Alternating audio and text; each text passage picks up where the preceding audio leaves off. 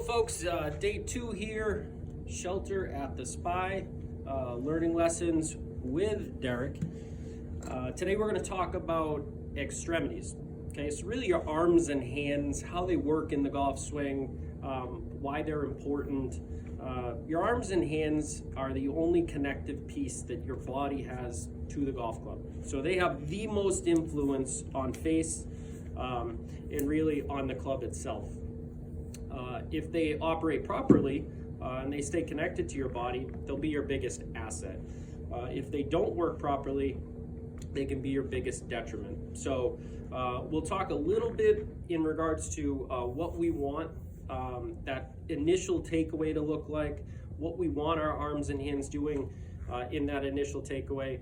We'll talk a little bit about some common flaws in regards to what people let their arms do to get the club into improper positions and how we can fix that.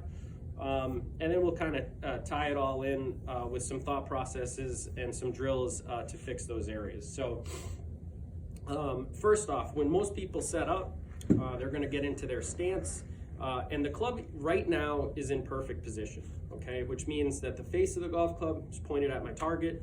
The butt end of the golf club really should be pointed at your belly button, slightly in front of your belly button, depending on ball position. But really, it's connected to your body.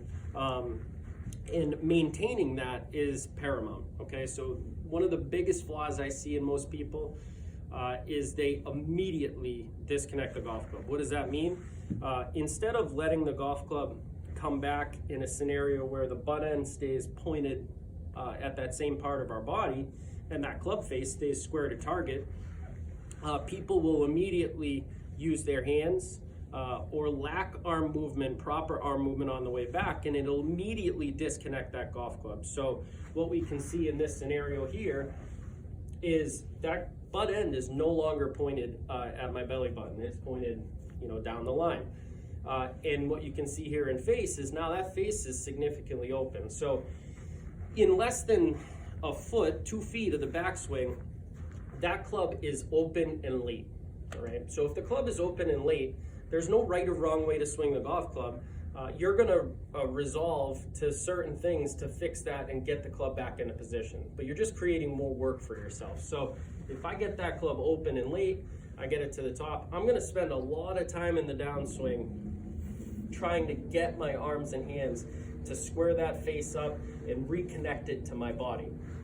Sometimes we can do it with success, but what happens in regards to impact positions is you're constantly getting that impact position where you've got a cupped left wrist, you're flipping that club at it, you're gonna sap your distance, you're gonna add loft to the club at impact, your point of contacts aren't gonna be great. So it's just a much more efficient way to swing the golf club, much more powerful way to swing the golf club, is if we control those movements, we keep that golf club connected, and we're able to move through impact. So little drill I use in regards to this is we'll take an alignment rod, excuse me, we'll slide it right up the grip, right down the shaft here. We'll put it against my body, and what we notice is if I do this correctly, is that alignment rod will stay right on my body. If I do this incorrectly, is boom, it immediately comes off. So we do it from down the line, connected, disconnected, okay? So you can just, use another club, an alignment rod, just check yourself, make sure that first move is correct, make sure you're maintaining connectivity and squareness of face, and if you're good off the start, you should be pretty good to the top. So then we're talking about our extremities and how they work. So one of the biggest, most common things people tell me is they have a hard time extending, getting their arms extended, really getting that left arm extended at the top of their swing. They end up in this scenario where their arms are collapsed. There's a couple reasons for that. One, mainly it's because of a lack of movement from the elbow to the shoulder. So, if this part of the arm right here doesn't move, then that's really the only way you can get the club to the top is by breaking down your elbow, getting those arms and hands up. The other reason is typically that those arms separate. So when you start your your golf swing, you know, you have a distance between your arms. It's really important to maintain that distance between those arms for the duration of the golf swing. If you don't, your arms are going to break down. You're going to get the club in a bad position. So if we turn around and we get those arms to separate on the way back, it's going to look like this down the line, where our arms separate. What happens is immediately this right elbow kicks out, and you can see that the club gets over the line. Okay, so for people that do this, you can really easily see it. You see how far your arms are apart when you start. Take it to the top and check how far they are apart. If there's a significant difference there, most likely your left arm is broken down, your club's over the line, you are going to be over the top, you're gonna be steep on your downswing. So we get it here, and the reason being is because that right elbow starts to push out at the golf ball, and we get there, right? That leads to pulled shots. A lot of people that hit that pull slice, fat shots, because you're hitting it so steep on it. One of the easiest things you can do to fix that is when you get into your setup is really turn your elbows in. Really feel like you're turning your forearms out and push those arms in like that. We get in like this.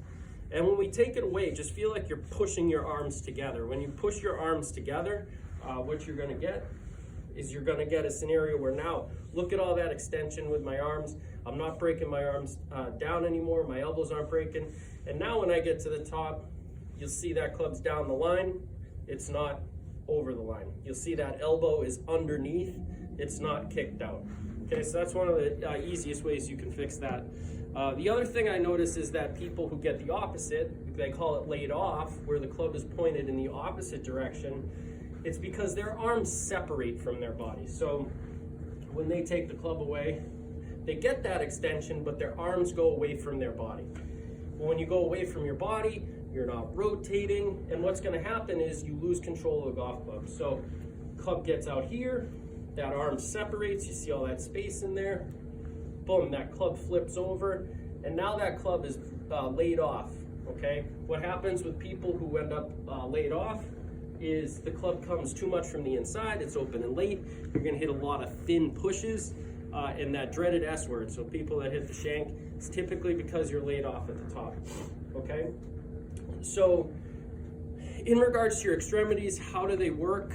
We wanna maintain the distance, we wanna maintain connection, we wanna maintain extension, and really, ideally, we wanna get that club in a position at the top where face is up and shaft is down the line. If we do that, we can simply turn through impact.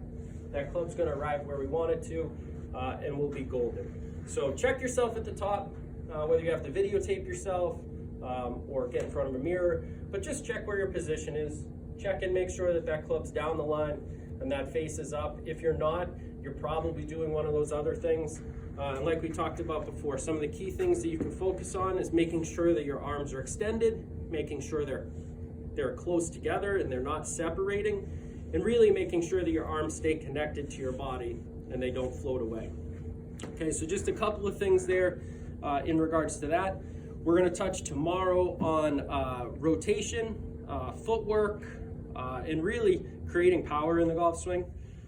Friday, we're gonna go through your bag, make sure that all your clubs are fit properly for you. We'll go right from driver all the way down to putter. And then what I'd like to do is I'd like to have everyone either post on the message board or send an email into me in regards to specific topics that you may like to see discussed in future videos. And we'll pick one each day and we'll kind of specialize the topic on that. But I appreciate all the feedback. I hope everybody's enjoying this. Stay strong. We'll be golfing soon. Miss all of you. And we'll see you tomorrow. Thanks.